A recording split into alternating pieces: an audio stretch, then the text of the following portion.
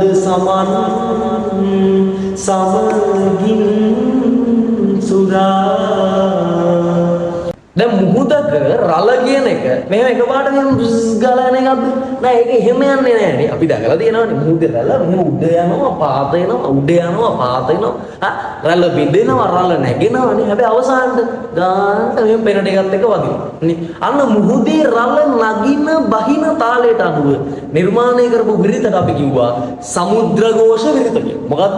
සමුද්‍රഘോഷ විරිත කියලා. එතකොට හම්බ වෙනවා යහගී විරිතෙන් දසපද හැල්ලෙන් පස්සේ කොහමද හම්බෙන්නේ?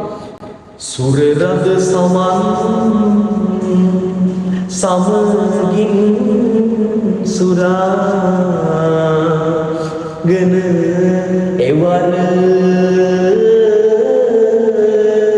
පැහැරද මදාරා සතු මල් පතර දැක්කද රළ උඩට නගිනවා පාත්‍රය නෝ සුරද සමන් සමගින් සුරාගෙන එවර